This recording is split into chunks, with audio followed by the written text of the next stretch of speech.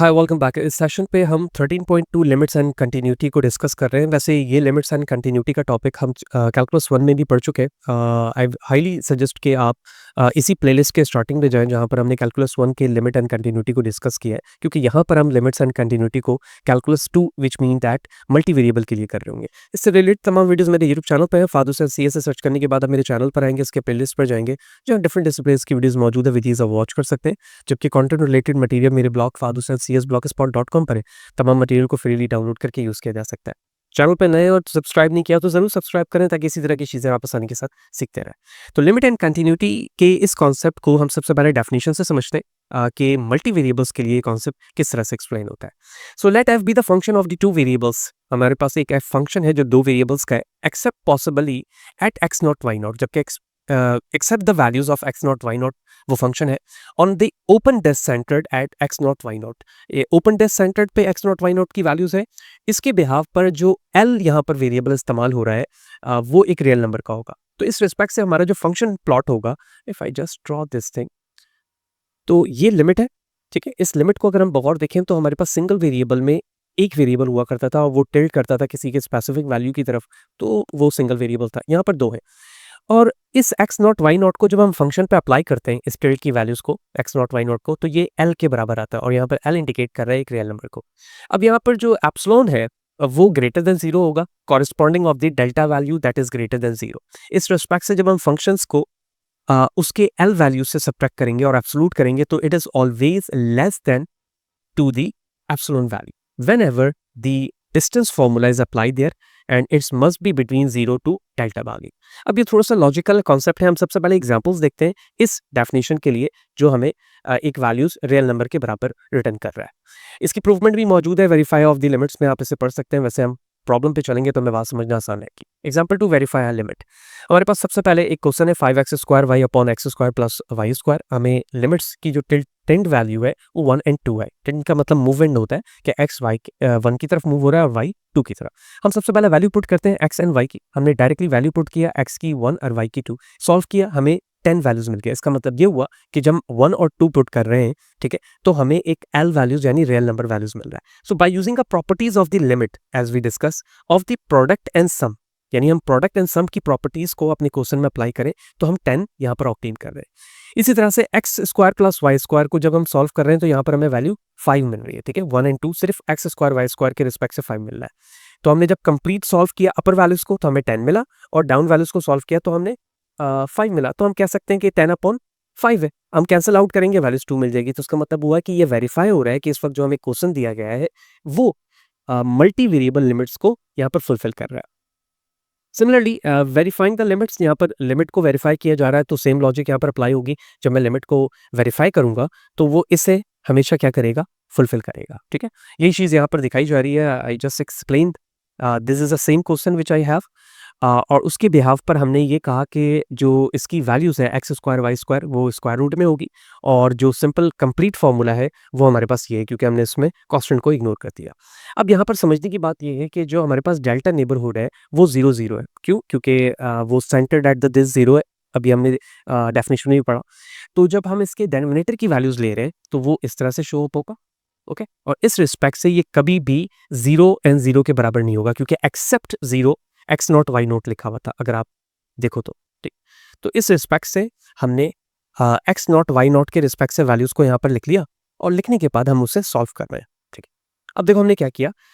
This is the L values which mean the limit values और 5x² upon x² plus y² absolute values. हमने absolute के behalf पर y को separate कर लिया, x की वैल्यू y वैल्यूज वहाँ पर मौजूद है। इक्वल साइन जब चेंज होगा लेस देन इक्वल पे तो उसने सिंप्लीफाई किया और हमारे पास एट लास्ट वैल्यू आ गई डेल्टा की यहाँ पर less than 5। So you can choose that the value of the delta is epsilon upon 5। So we conclude that the limit f 5x² y upon x² y² is equal to 0। Okay, मैं दोबारा इस चीज़ को ज़रा explain करता हूँ। थोड़ा सा tricky है समझने के एतबार से। देखो, हमें थ्योरम्स को या डेफिनेशन को ये देखना है कि ये वाली चीज़ एप्लीकेबल यहाँ पर हो रही है, क्योंकि ये लेस देन एप्सिलॉन होना चाहिए और जब मैं इसे सेटिस्फाई करूँगा यानी डिस्टेंस फार्मूले के लॉजिक को, तो वो 0 से डेल्टा के दरमियान होगा। और यही चीज़ यहाँ पे की गई है। हमने डायरेक्टली डिनोमिनेटर की वैल्यूज़ ली x² y² और उसके रिस्पेक्ट से हमने लिमिट को सेटिस्फाई किया जो इक्वेशंस है उसे हम माइनस कर रहे हैं एल के साथ और उसमें से ज़रिए से हम यहाँ पर डेल्टा की वैल्यूज़ निकाल रहे हैं। तो सिंपली सॉल्व किया गया और उसके बाद हमारे पास जो एप्सिलॉन की डेल्टा की वैल्यू आ गई वो एप्सिलॉन अपॉन 5 आ गई। इसी इक्वेशंस को यहाँ पर ड्रॉ करके भी दिखाया गया हमको।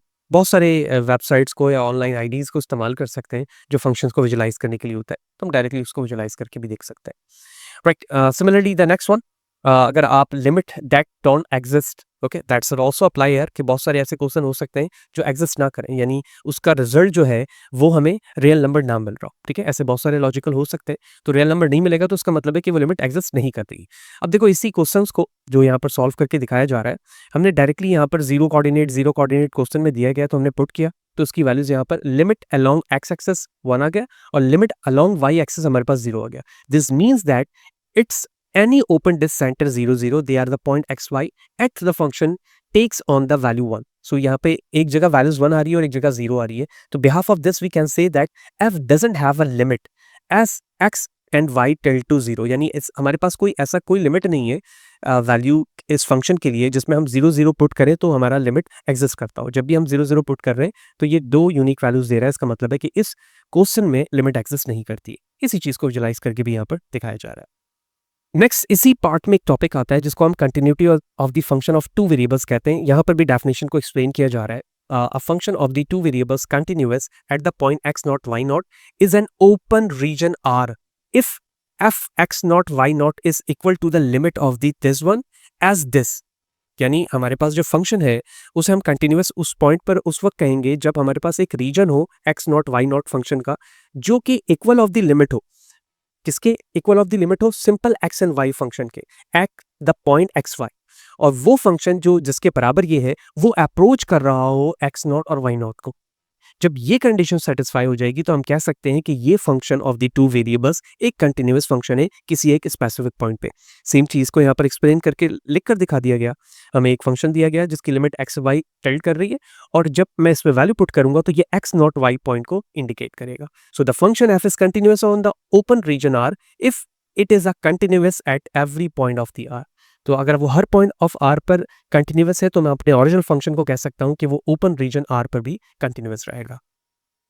सिमिलरली कुछ प्रॉपर्टीज हम इसमें ऐड कर सकते हैं, जैसे जिस तरह से हम वेक्टर में कुछ प्रॉपर्टीज देखते थे जैसे ऐड करना, प्रोडक्ट या फिर सब्ट्रैक्शन, इसी तरह continuous function of the two variables limit में भी हम कुछ स्केलर प्रॉपर्टीज को ऐड कर सकते हैं या प्रोडक्ट निकाल सकते हैं या क्वोशिएंट निकाल सकते हैं। अब थ्योरम 13.1 इसी चीज को एक्सप्लेन करता है कि if k is a real number of the f and g are the continuous at x naught y naught then the following function are continuous at this point. यानी हमारे पास अगर एफ एंड जी दो parameters है या दो separate function है continuous किसी specific point पर, तो मैं कह सकता हूँ कि के एक ऐसा रियल नंबर होगा जो एक फंक्शंस को कंटिन्यूअस बना रहा होगा using this 4 point. So scalar multiple, यानी हम फंक्शन को के से मल्टीप्लाई कर दें, किसी एक फंक्शंस को दूसरे फंक्शंस के साथ हम ऐड कर सकते हैं, सब्ट्रैक्ट कर सकते हैं, मल्टीप्लाई कर सकते हैं और डिवाइड कर सकते हैं उस वक्त जब जो coordinates x naught Y naught है वो 0 के बराबर ना हो।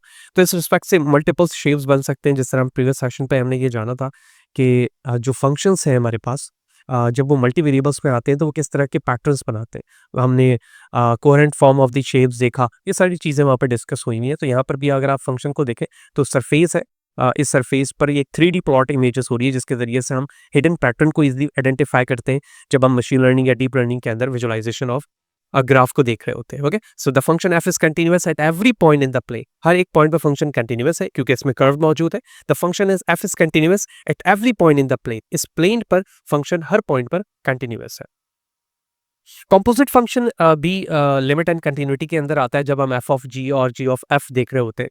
सो h is the continuous function at this point and g is also the continuous point function at this point. तो दो हमें पॉइंट दिए गए हैं जिसमें एच और जी दोनों क्या है, कंटिन्यूअस है। देन द कंपोजिट फंक्शन, इस रिस्पेक्ट से जो कंपोजिट फंक्शन बनेगा वो बनेगा G of H X Y equal to G of H X Y. Okay, composite अगर मैं बिल्कुल सिंप्लीफाई तरीके से लिखूं तो अगर तुम्हें याद हो तो हम इस तरह से लिखते थे एफ ऑफ एक्स, और अगर मैं इसका कंपोजिट फॉर्म लिखूंगा तो ये किसी फंक्शन के साथ कंपोजिट हो सकता है, यानी जी के साथ हो सकता है या जी खुद एफ के साथ हो सकता है। तो सिंपल इसे इस तरह से लिखा जा सकता है f of g of x, ये इसका कंपोजिट फॉर्म होता है। ठीक है, तो बिल्कुल इसी तरह से यहाँ पर क्या किया गया, जी का जो इंटरनल एरिया है वो एच ऑफ फंक्शन है, तो नेस्टेड फंक्शन भी आप इसे कह सकते हैं। ये एक तरीका है कंपोजिट फंक्शन का इक्विवेलेंट पार्ट लिखने के लिए। तो इस रिस्पेक्ट से जब मैं एक फंक्शन का कंपोजिट पॉइंट लिखूंगा या कंपोजिट फंक्शन निकालूंगा तो वो उस पॉइंट पर हमेशा कंटिन्यूअस होगा जो इनिशियली मुझे दिया गया है। इसी रिस्पेक्ट से अगर हम टेस्टिंग करें इसकी कंटिन्यूटी की, जो दो एग्जांपल नंबर 5 में दो पार्ट्स हमें दिए गए ए एंड बी, तो ये एक फर्स्ट को देखें अगर, तो ये एक रैशनल फंक्शन है, कंटिन्यूअस होगा eight every point of the domain, लेकिन ये एक किसी ऐसे पॉइंट हो सकता है जहां पर ये कंटिन्यूअस ना हो और वो पॉइंट है 0 0। तो लिहाज इस बेस पे मैं कह सकता हूँ कि ये फंक्शन कंटिन्यूटी टेस्टिंग में फेल हो गया। सेम फॉर द 2/y-x के लिए डिफरेंट पॉइंट्स पर ये कंटिन्यूअस हो सकता है, एक्सेप्ट क्योंकि इसके डेनोमिनेटर पे जो वैल्यूज है y-x² वो 0 के बराबर उसको हर पॉइंट पे नहीं ला सकेगी। तो यही वजह है कि जब इसकी विजुअलाइजेशन को देखते हैं, ये इसकी विजुअलाइजेशन है और ये इसकी, तो यहाँ पर यही चीज़ मेंशन है, the function f is not continuous at this point. Similarly the function is not continuous specially the form is the parabolic type y=x²। जब मैं इसका y=x² फॉर्म देखता हूँ, this one, okay, this is the area, जो ये continuous नहीं है। लिहाजा इस रिस्पेक्ट से मैं कह सकता हूँ कि ये फंक्शन टेस्टिंग में फेल हो रहे हैं। Last point, definition of the function of the continuous of 3 variables. जब हम मल्टी वेरिएबल्स की बात करते हैं तो मोर देन 2 सारे इसमें या मोर देन 1 सारी चीज़ें आ जाती हैं। सेम लॉजिक यहाँ पर अप्लाई होगी, जहाँ पर हम x0 y0 कह रहे थे, वो x0 y0 एंड z0 में कन्वर्ट हो जाएगा। 3 वेरिएबल्स हमारे पास मौजूद है, x0 y0 एवरी पॉइंट पर, रीजन हमें 3 दिए गए। इस रिस्पेक्ट से जो 3 वेरिएबल्स कंटिन्यूटी बनेगी वो इसके बराबर हो जाएगी, x y and z till two the x0 y0 and z0, और जो फंक्शन है वो x0 y0 और z0 के रिस्पेक्ट से आएगा। तो ये ओपन रीजन पर अगर ये कंटिन्यूअस है तो ये हर एक पॉइंट पे भी कंटिन्यूअस रहेगी। So the last example, if the function is present in this form, okay, 1/x² y² minus z, it's continuous at each point in space except the point on the paraboloid given by this one। यानी इस point के अलावा हम तमाम points पर इसे continuous देख रहे हैं। पैराबोलॉइड क्या चीज़ है ये भी हम चैप्टर 12 के अंदर डिस्कस कर चुके हैं। तो इस तरह से हमने 13.2 को एक्सप्लोर किया कि actually limit and continuity specially for the point of the 2 variables 3 variables किस तरह से विजुलाइज होती है, हम उसके किस तरह से टेस्टिंग करते हैं। थोड़ा सा कॉम्प्लेक्स ज़रूर है, लेकिन with respect to the machine learning, deep learning, चीज़ों को समझना हमारे लिए आसान हो चुका है, और इन फ्यूचर इस तरह की कोई भी चीज़ देखेंगे तो हमें विजुअलाइजेशन के रिस्पेक्ट से उसकी कंटिन्यूटी और उसका एरिया समझना हमारे लिए आसान रहेगा। नेक्स्ट सेशन पे जाएंगे तो इन्हीं चीज़ों को हम रिज्यूम करेंगे और डिस्कस करेंगे कि एक्चुअली 13.3 मीन्स पार्शियल डेरिवेटिव क्या है। ये चीज़ भी हम कैलकुलस के अंदर पढ़ चुके हैं, लेकिन जब मल्टीपल्स वेरिएबल्स आते हैं तो वहाँ पे पार्शियल डेरिवेटिव का कॉन्सेप्ट होता है, और this is one of the applied concept in a machine learning deep learning. चीज़ों को डिस्कस करेंगे। इसी तरह से जुड़े रहें, चैनल को सब्सक्राइब नहीं किया तो ज़रूर करें, ताकि इसी तरह की चीज़ें आपको बर वक्त आसानी के साथ सीखने को मिलती रहें। तो see you in the next session.